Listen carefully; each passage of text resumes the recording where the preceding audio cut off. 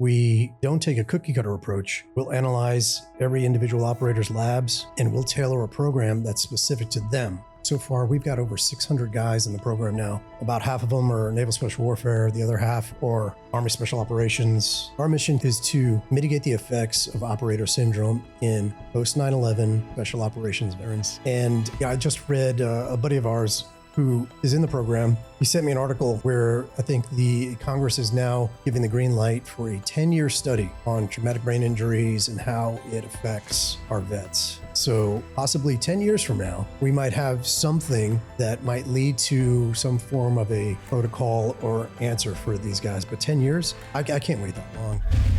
You're listening to The Hot Wash by Born Primitive Tactical. I'm Bruno Fallon. I've spent my 4-decade career in some of the most elite units in the United States Special Operations community, where I learned that elite operators aren't made overnight. They're forged through hardship, discipline, and relentless drive. In each episode, I sit down with the most accomplished and innovative leaders in special operations, industry, coaching, and athletes of all disciplines. Let's jump right in. Hey, welcome back to The Hot Wash by Born Primitive Tactical. I'm Bruno Fallon, your host. Got a great friend here I've known for a couple decades, Sean Rosario. How would I describe Sean? So first of all, I met Sean's a former SEAL team guy that I've known and gone to war with, but I would describe him as the entrepreneur of entrepreneurs. So welcome, Sean. How you doing, brother? I'm doing great. Thank you for having me. It's always good to be back in the beach. Hell yeah. So Sean lives down in Florida now, but he lived quite a long time here in Virginia Beach. That's how we actually met when I was still flying, when he was at Naval Special Warfare. We did a couple pumps overseas together on a couple interesting nights, I would say. So we have that brotherhood bond there that goes a little further than just having a whiskey together. But why we really have Sean here, let's talk about his background. In addition to other things he does, is he is the founder and CEO of the Warrior Health Foundation. And that's near and dear to me because Sean actually reached out to me a few years ago. When they were up and running, they had a good portion of Army and Navy special operators. And I'll talk about the foundation and let Sean really talk about it. But he wanted to make sure we got some of the aviators, the Night Stalkers involved in it. And we started doing that. And to put it in a nutshell from my perspective before Sean talks about the science and what the foundation actually does, is until you know you're broken and you have hormonal and vitamin deficiencies and everything that goes into operator syndrome and environmental illness, you have no clue, because the Veterans Administration, TRICARE, there is no health for the hormone treatment for you out there except for what you are doing.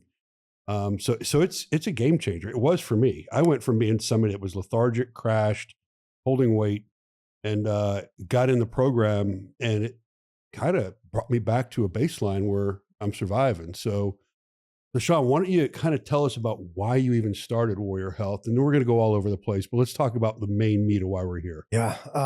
It was, I want to say it was back. So I started the organization back in 2018. We got our official IRS certification in May of 2018, and we were off to the races. But before that, waking up in the morning, just keeping in touch with guys in the community, it was always the same story. It's like, how do I feel this way? Why do I just get in the car and I get to where I'm going, but I don't remember how I got there. I don't remember taking a left turn or a right turn. So that lethargy, was definitely prevalent across anybody you talk to in the community we came from. And so I started doing a little bit of investigating on, why is it that we feel the way we do? Disconnected, maybe some issues at home, sometimes a little bit of excessive drinking, and that's never the answer. But mainly the point that I wanted to get the answer to was, why is the VA not doing anything?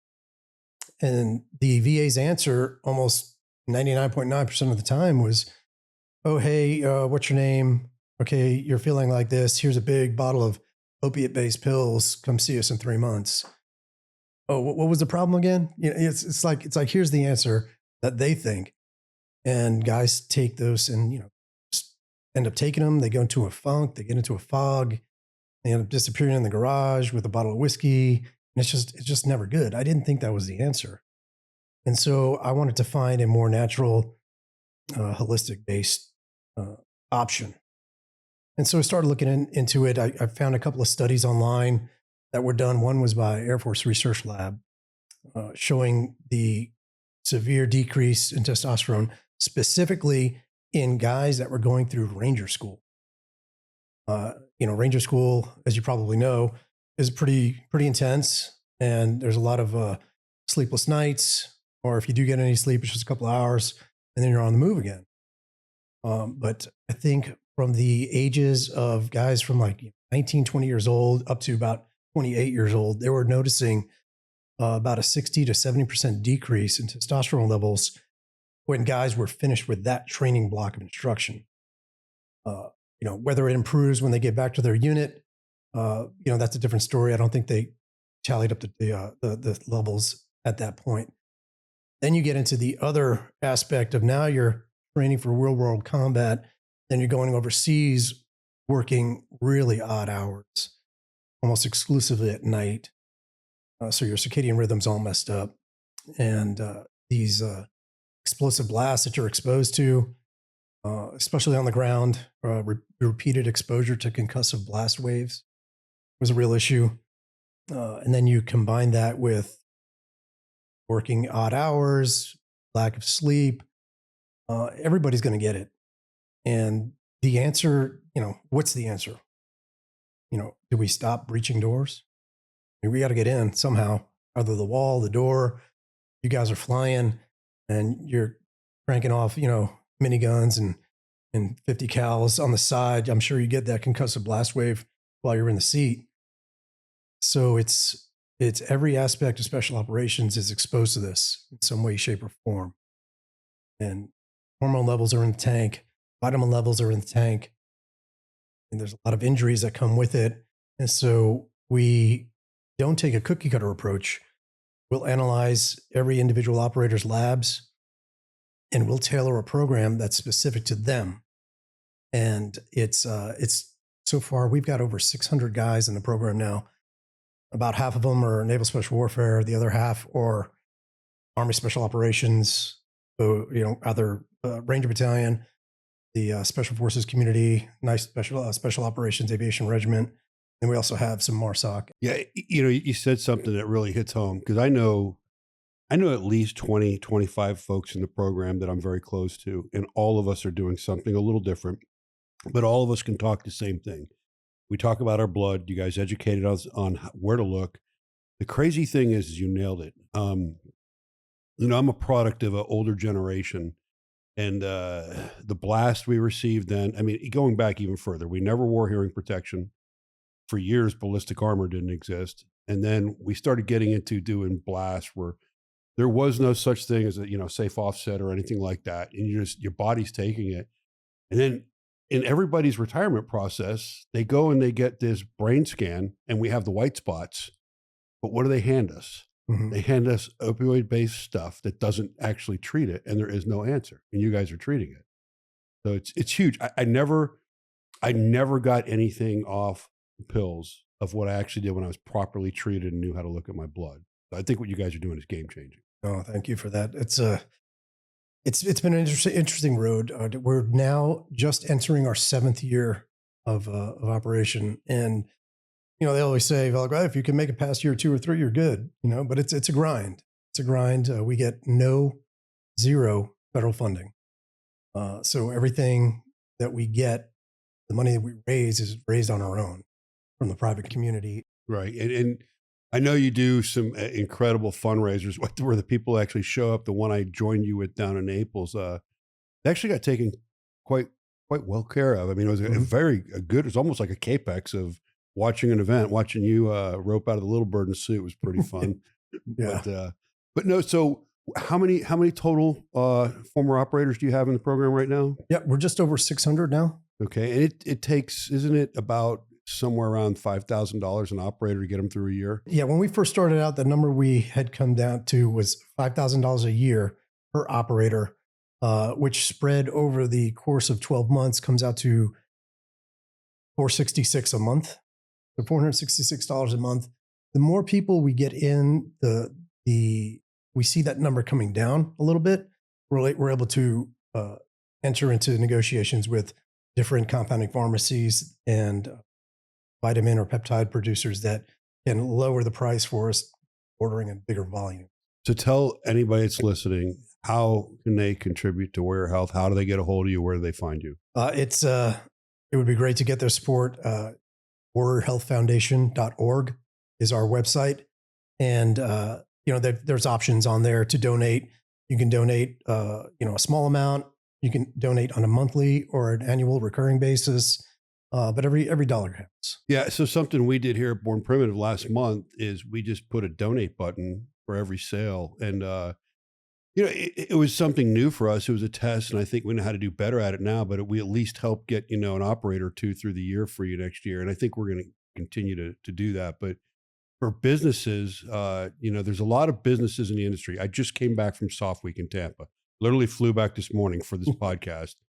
And if you think about all the businesses there and you think about I won't mention the names, but the big parties, the yachts and this, that, and the other, I think that money better spent can be actually treating the operators. And if you guys, without getting on a soapbox, if you don't look at the number of veterans we're losing every day and suicide and things like that, what you started talking about is when guys get in a deep corner and start drinking and stuff like this, hormonal imbalance can lead to all that shit. Mm-hmm.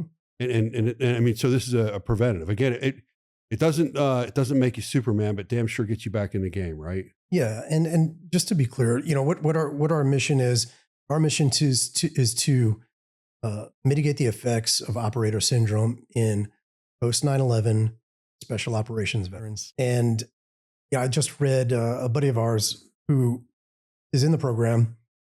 He sent me an article where I think the Congress is now giving the green light for a 10-year study on traumatic brain injuries and how it affects our vets. So possibly 10 years from now, we might have something that might lead to some form of a protocol or answer for these guys. But 10 years, I can't wait that long. No, nobody can. I mean, I was at 20 years when 9/11 hit and did 10 more years. I'm going to be 60 in about 2 months. If you started treating me in 10 years from now, first of all, you'd probably be visiting me in Arlington, right? I mean, think about it, because that would have been 15 years. I would have been in a better place. But the other thing is it's the same bullshit that all the administrations pulled like on the Vietnam era veterans, where, the herbicide Agent Orange didn't do anything, didn't exist. And they come out and they find out everything it did. And they start awarding stuff when half the guys were already dead and had cancer and stuff like that. So not a big fan of the reaction of our Veterans Administration. That's officially from me. I just don't think that they take care of the operator. But what you guys are doing is definitely addressing it. Is there are you seeing, we saw a Loud Voice down there in Naples, but are you seeing that people are starting to get traction on this and see it? Because I did see a book out recently by a doctor on operator syndrome. Mm-hmm. And I think that's the biggest thing there is if people understand the operator syndrome, that's where it gets traction. Yeah. So that book on operator syndrome was published at the end of last year by Dr. Chris Fruey. And he's a good friend of the organization. He supports a lot of other organizations as well, but he is somewhat of a leader in this space. And he spends his time back and forth between, he's a teacher out at the University of Hawaii. Right. And he splits his time between there and the mainland. But he also published a study back in January of 2020 on operator syndrome. And really once I got that, I saw it. He did somewhat of a prelude to it on LinkedIn. I saw it and I just messaged him out of the blue. I was like, this is really interesting. Can you send me the whole study? Within 5 minutes, it was in my inbox. And I read that, and it's a quick read, maybe 7 or 8 pages. And I was like, wow, this is exactly what we've been focused on for the last couple of years. And now you just summarized it. Yeah. So we have yet to do, since I've started the HOTWASH, we have yet to do a remote podcast. I prefer to have my guests in person. He is in Hawaii, and I just agreed, working through IRONCLAD, to get him as a guest remote, because I think it's important to get his voice on there. And I know he's tied to you guys as well, but I really think operator syndrome is something that people need to hear more and more about. And if you're listening to this podcast, there's a good chance you're interested in it. But his book is out there; it's on Amazon, Yep. and I believe it's Dr. Chris Fruey and it's Operator Syndrome. Absolutely. Yeah. Yeah, so it's a good read for people that want to read it. And then I'll just also say, in addition to the website, you guys have Instagram, We do. We're Health Foundation, Yep. because we tag you guys on stuff all the time and everything.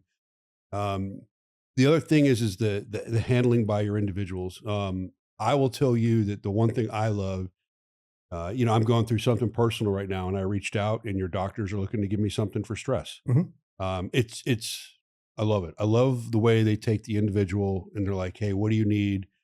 Hey, Bruno, it's time to get your blood. Let's make sure, even though you've been with us for 2 years, let's make sure you're right." And I'm like, "Nope, time to get blood." So, anything else to add on the Warrior Health Foundation? Anything you'd like to tell anybody that might be listening? Well, I think, people sometimes will do events, and donors are great, and the people who come to learn are amazing. They provide great support. But sometimes they still have more questions, like, what exactly is it? And so it's important to understand that as a result of repeated concussive blast wave exposure, and that can be exposure, 10 feet away, 8 feet away, 20 feet away. That concussive blast wave hits you, rolls right through you. It's the guy right behind you and the guy not behind him. And repeatedly over time, the damage it does to the pituitary gland creates what's called a growth hormone deficiency. And that triggers the rest of your hormonal endocrine function to be out of whack. It affects vitamin levels and hormone. So we want our special operations community, whether it be at a tier 2 or tier 1 level, to be at the top of their game all the time. You never know when the call is going to come. We just got off of 20 years of sustained combat operations, but now it's just one-offs here and there. That's always going to be there in this day and age, in this climate that we're in. But, it's kind of hard to do it when you're at a deficiency.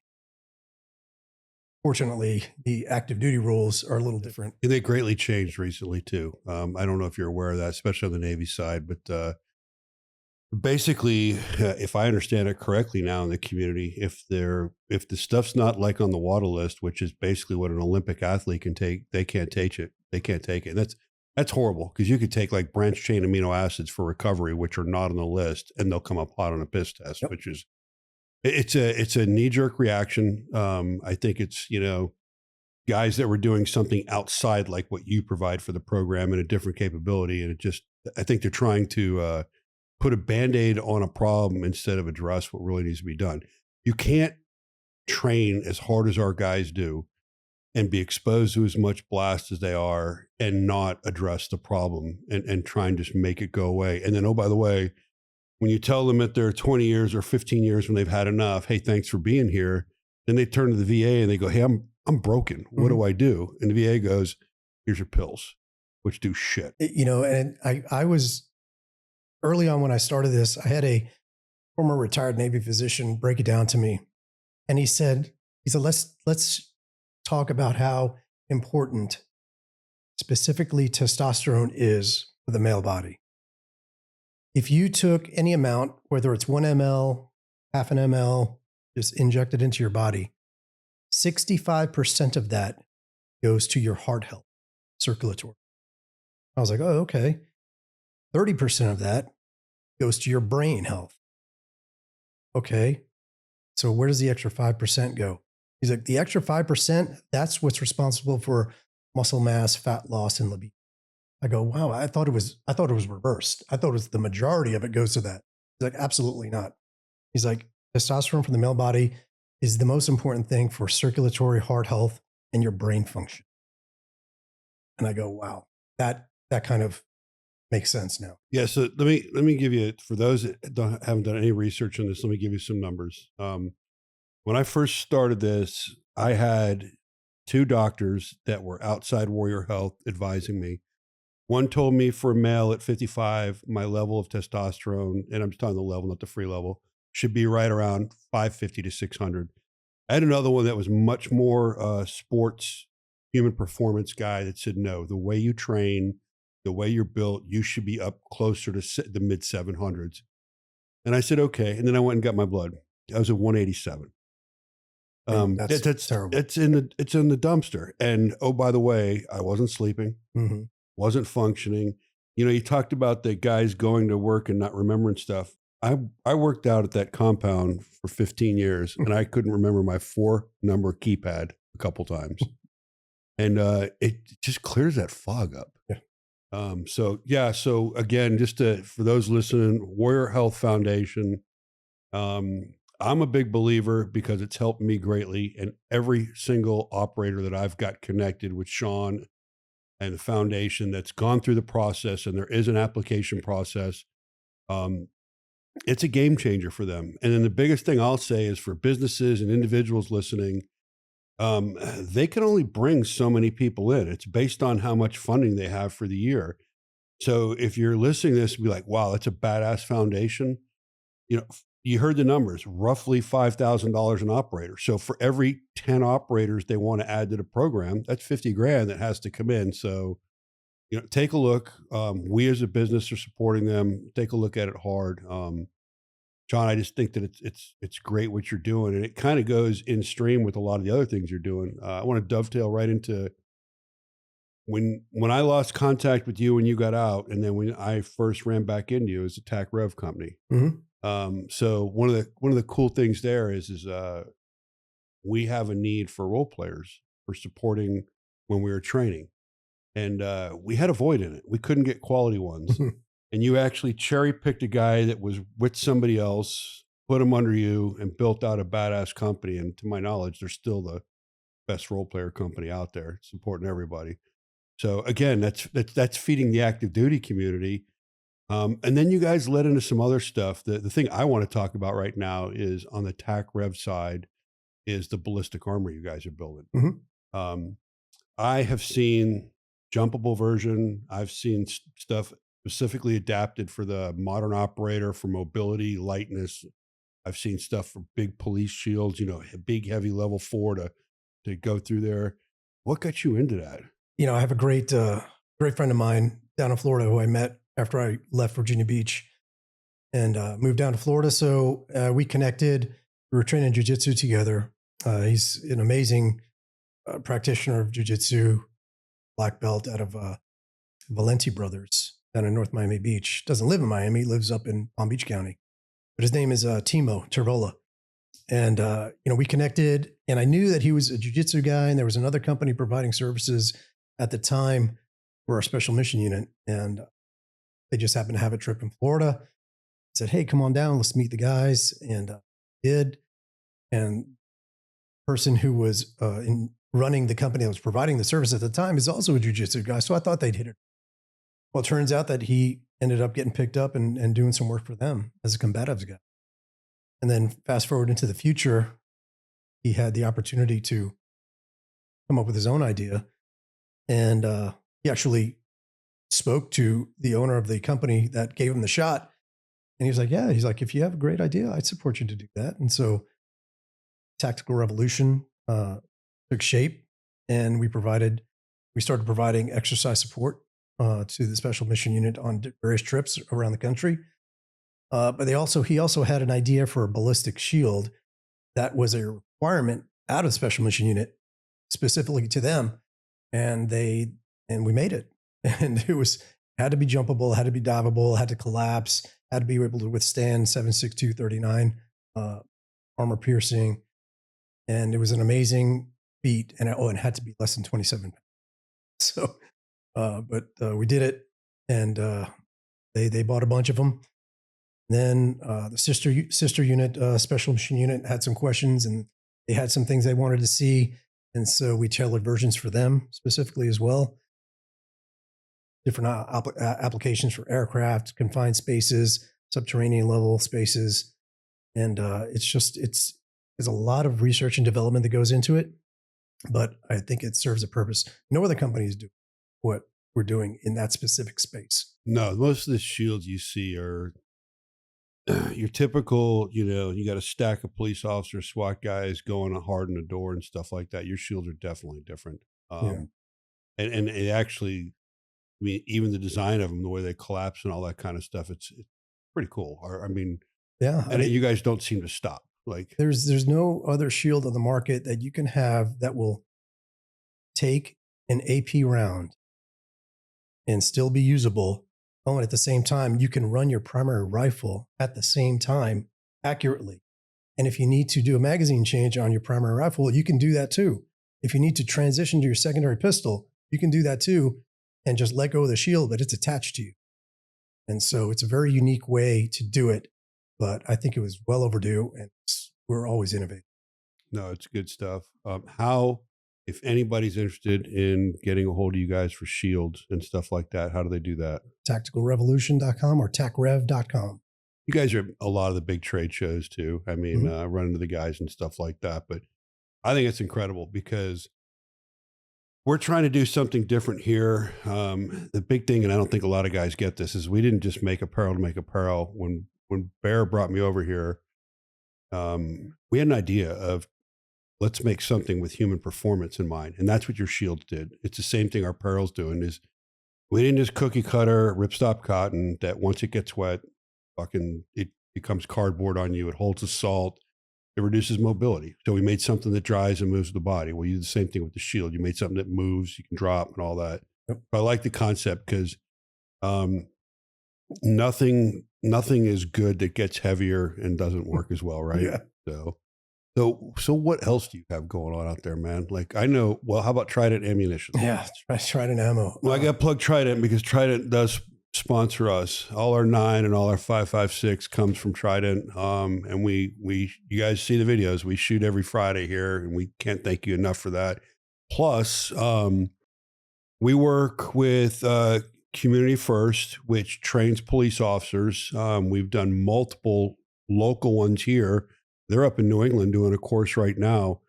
But all the local courses we've done here for Virginia Beach and Norfolk Police, Sean has also provided the ammunition for that. So the local LE that's come to our courses has not paid a course fee. The instructors and the training is paid for. The location is paid for, and the ammunition has been paid for. It's pretty awesome. So again, another cool thing you're doing. But what are you guys getting into right now? I mean, how's the growth on that, and how's that doing? Ammunition. I never thought I'd be in the ammunition space, but I saw a need for it. Not because there was not enough ammunition companies, but you could get into the space, and everybody's always like, okay, maybe, all these ammo companies are producing and they have big government contracts. I remember going years ago to the manufacturing facility for federal ammunition in Minnesota. And I was amazed at the actual floor space that they had, 100,000 square feet easy. And they're just running 24/7. I was like, wow. I go, how much of this goes to government contracts to fulfill those contracts? And they were like, oh, probably about 10, 15% at the time. And I was like, where's the rest go? He's like, commercial market. Just the commercial market is the biggest consumer of ammunition. Oh, wow. So, having that in mind, I was like, okay, you could probably get into this space and probably, do all right.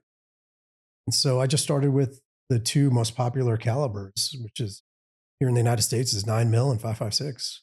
Right. Got a large allotment. I explored the option of manufacturing first.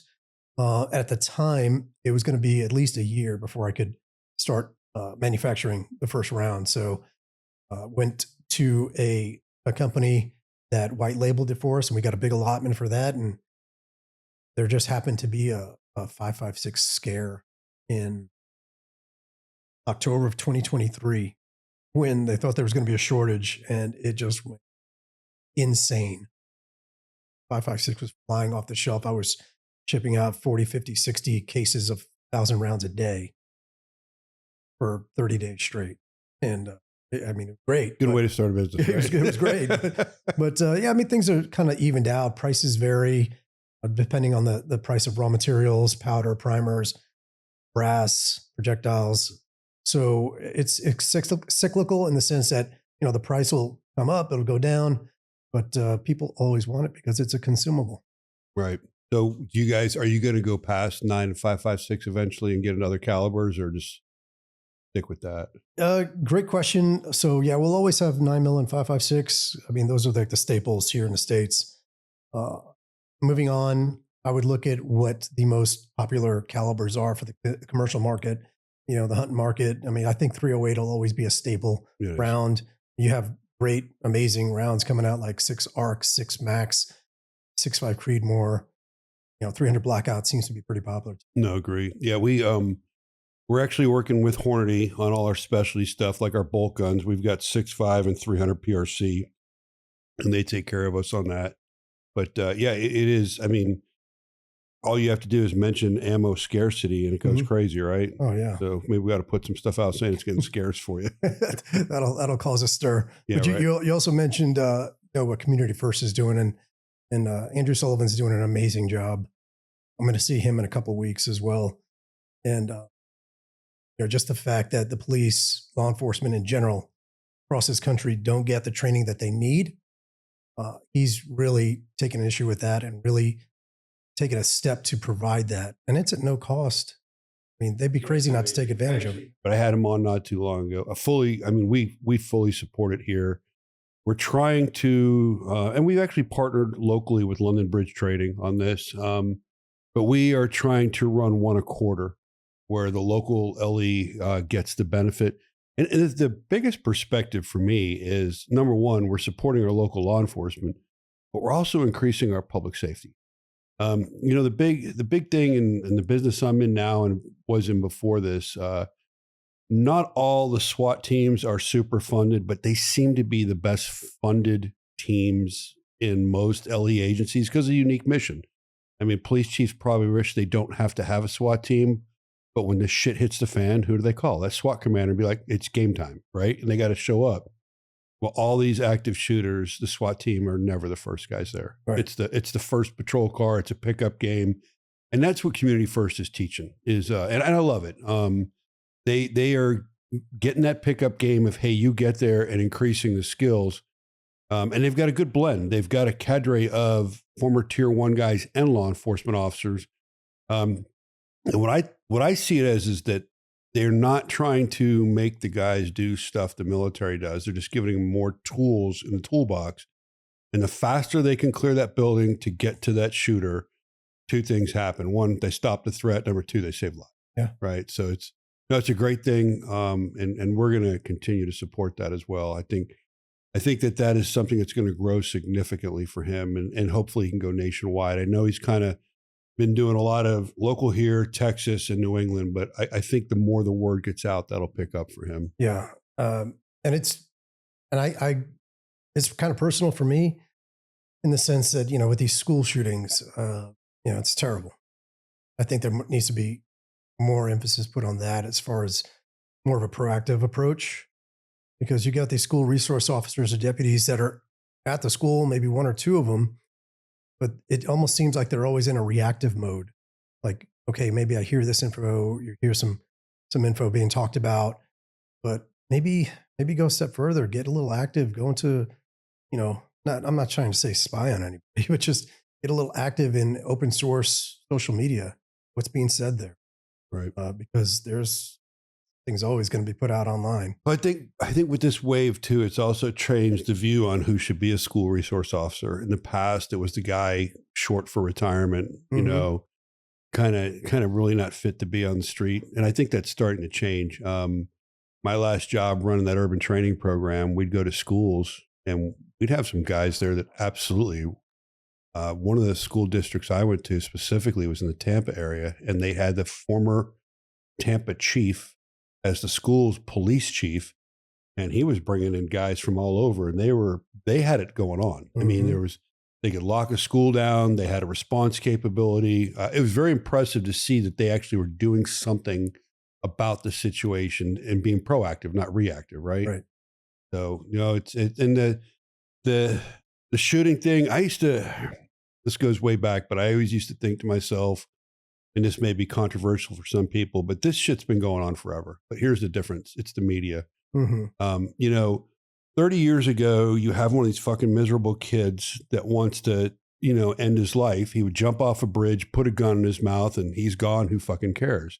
Well, now they want their media blast, their 15 minutes of fame, and they go in and they do this shit because the media will promote the fuck out of it. Yeah.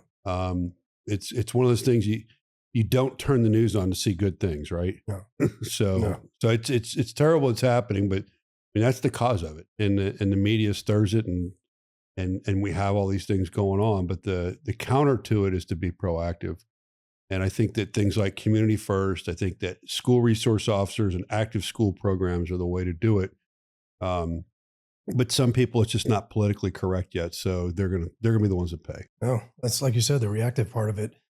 My oldest son was at Marjorie Stoneman Douglas High School on February 14th, 2017, when that school shooting.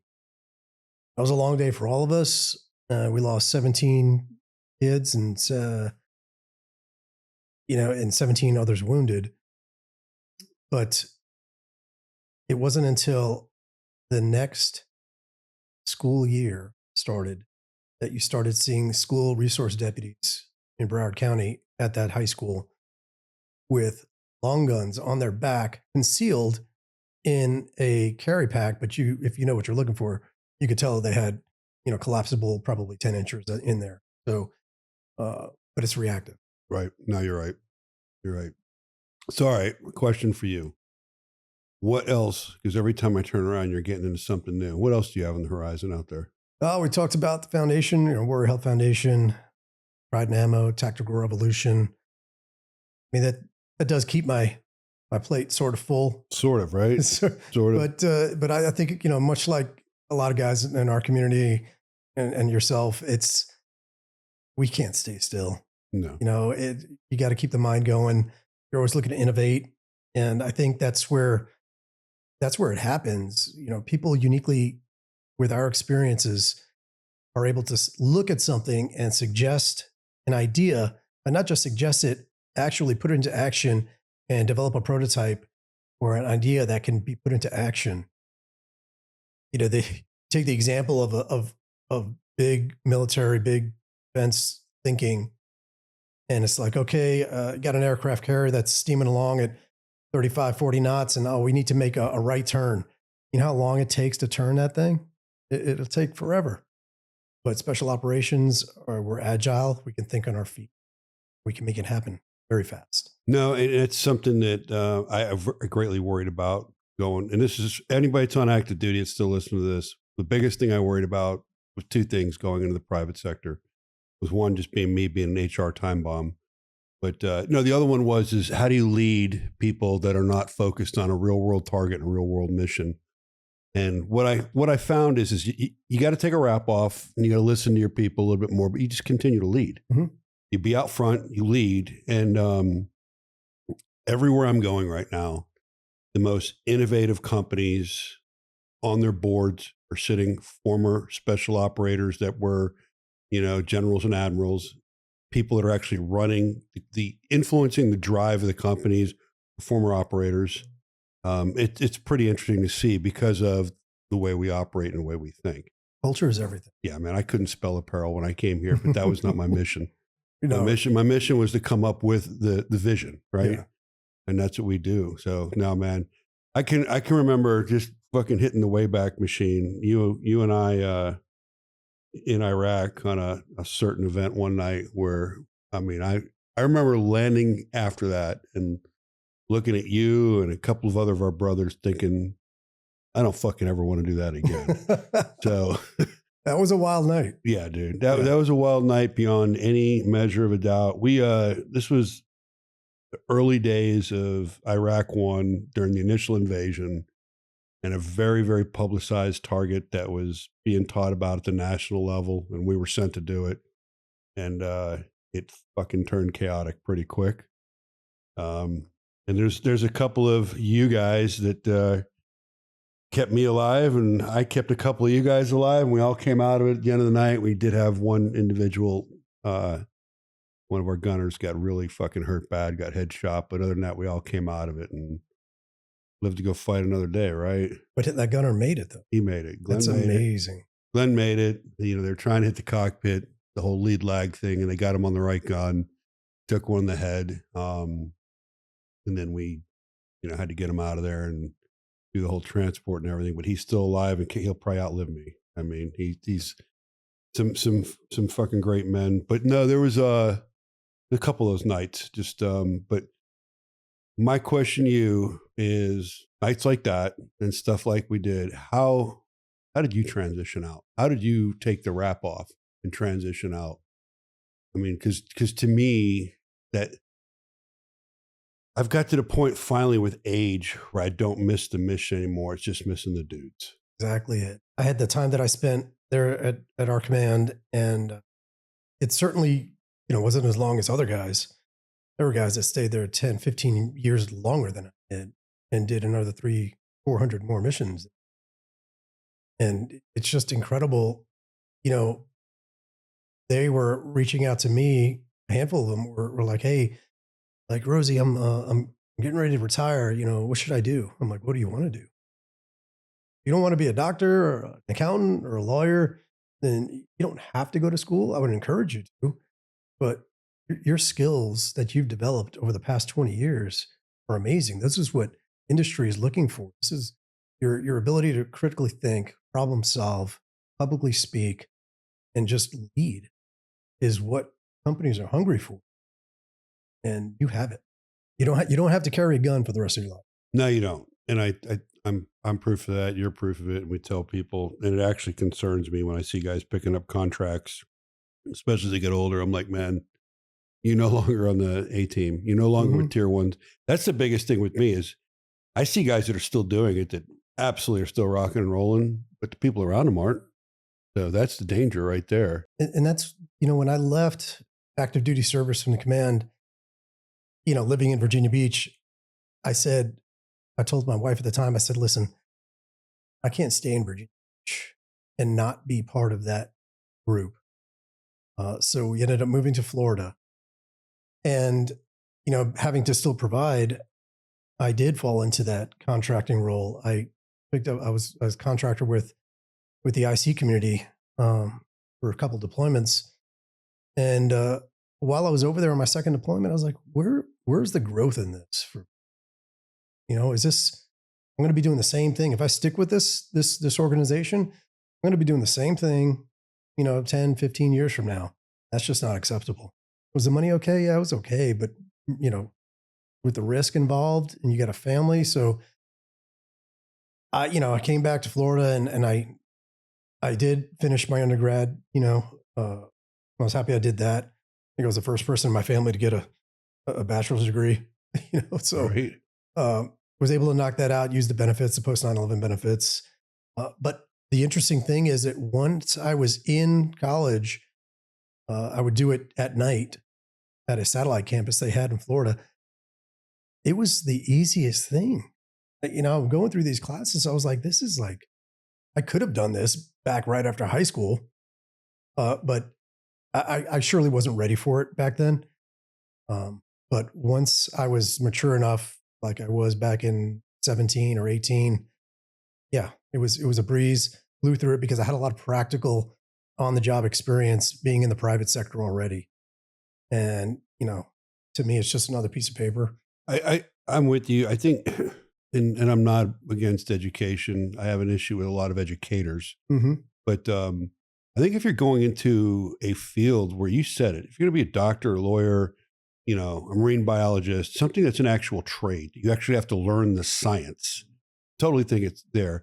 But if you're going to get a degree in management, you got it. You already got it, man. So, I have never once, the biggest thing I found when I went and said, okay, I'm available to the public sector is everybody that came to me, nobody asked me if I had college. Not a single person. They wanted my background. They wanted my mind.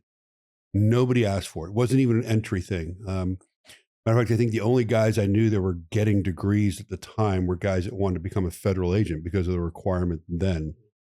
But yeah, I would just tell you, my pitch on it is if you're not getting into a science or academic based degree where you have to have a certificate and you have to have the knowledge, if you're just doing general classes to get the paper, man, get out and get the job. You're wasting your time. Yeah. I mean, because like you said, certain careers require it.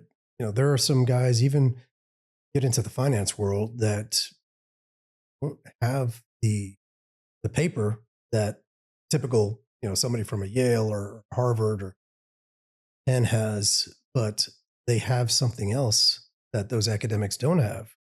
And that's what's attractive. I never was given an opportunity or employment of any sort by sending my resume out. So my biggest thing that I tell guys is if there's one thing you can work on moving up to your retirement date is work on your professional network. Yeah, the biggest thing too is separating operator, enlisted and officer operators. One thing that the U.S. military, all branches of service, is great for the officer corps is professional education. It's almost built in where you can have as part of your development your masters and dual masters and things like that. The operator is expected to fucking deploy and grind. Mm-hmm. The enlisted guy. So to me, I love the way the officer corps is set up for that. And that's why a lot of these guys sit on boards. So that's why a lot of them get a lot of really good high level exec opportunities. For the enlisted operator, you're not going to have that background. So if you're going to chase that background, you're going to be competing at a level with guys that already got it in the service. And their resume is going to say, squadron commander, battalion commander. Yours is not. So you're not going to win on the resume academia side. So for the enlisted operator, I'm exactly on the same page as you. Get that professional network out there. That's what did it for me, is having it. And then the thing I'm going to add to that, everybody knows I'm sitting here on a podcast host. Remember where you came from. Don't fucking sell out your community. Be welcome in your community. Don't talk about shit you're not supposed to, because that will greatly dwindle your professional community and relationship. The biggest thing I see younger guys, and when I say younger guys, I'm not talking about age. I'm talking about guys that are getting out, that are pre-team leader, younger, that were never in hardcore leadership seats, that want to self-promote to kind of equate themselves and become insta-famous and all that. Be cautious. It's a dual-edged sword, guys. I will tell you that being Instagram famous versus being welcome into your community at any function, it's an easy choice, right? You agree? Mm-hmm. So I agree, because you spend X amount of years in the community, you develop relationships, and it's the relationships are so close that I would argue that they're stronger bonds than some, the cousins that my mother never really understood. She's like, hey, why don't you go see your cousin, go spend time with my cousin? I'm like, okay, yeah, but we went, separate paths, and the amount we have in common besides a blood relationship, it's kind of lacking. And I'm closer. I told her I'm closer to some of the guys I work with than my own family sometimes. 100% with me. 100%. I grew up adopted, grew up in a weird household, essentially brought myself up. And there's no doubt the people that know the most about me have no blood relationship. It's brothers from war. And you share shit with each other that you don't share with anybody else. They know your most intimate secrets. Mm-hmm. They also know what your kryptonite is. Mm-hmm. And sometimes your family members don't. So yeah, it's pretty cool. Any words? You're not a young guy. You're a very successful entrepreneur. I have Bear say the same thing. You're going to get out and you're going to start a business. What are your words of advice to guys that are getting out of the teams, getting out of SOF, and have a vision to start a business? What would you tell them?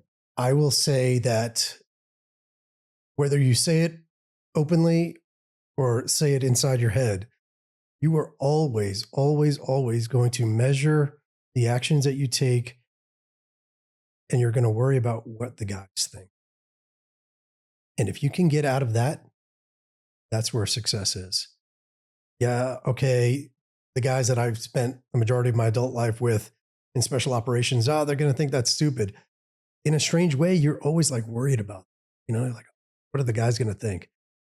But when you can get to a space where you're like, you know what? Fuck it, I'm going to do it anyway. Because I know in my heart and in my mind that this is a great idea, that I've done the homework, I've made the plans, I've pitched the idea to certain people, whether you're going to bring on investment money or use your own money. You just need to move forward with it. And there'll be some mistakes along the way. you just like we did in special operations, you just refine the plan, make corrections, refine the plan, and move forward. Yeah, and the biggest commodity, I think, in business is the exact same biggest commodity in special operations. It's people. The thing that I am trying to do here is build the best team possible because it makes leadership easy. It makes growth easier. It makes, when you have something that clicks and it's going forward the way you want it, you have to be less hands-on. And the ultimate idea for me is sitting here as a VP running both outdoor and tactical. If I didn't come in for work for a week and nobody called me, I'm building success, right? Like my team is executing. Right. I have never built a business from the ground up. I will tell you that I think there's a lot of opportunities out there right now, whether you come across as a business or a foundation, depending on how you want to attack it, because foundations are a great thing to fix a cause. But I think soft guys, if you look at the businesses and foundations that I'm aware of out there are all cutting edge. I just spent the week at Soft Week and probably ran into 10 people that I'm going to get involved with Born Primitive doing business because of the innovation they have. I think that's something for me too.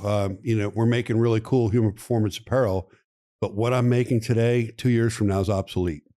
Somebody's going to copy it. It's going to not be the greatest thing going. So I got to stay ahead of that power curve and look at what else is out there. That's another thing in business, right? I think, when I look at Born Primitive, the tactical apparel, not the hunting apparel, because that's innovative as well, but specifically the tactical apparel, there was a company, I think we all know the name of them. They came out, they made a big splash in 05, 06-ish time frame. What you guys are doing, you're doing quicker and putting it out to market faster than they did. Yeah, it was something that was cool.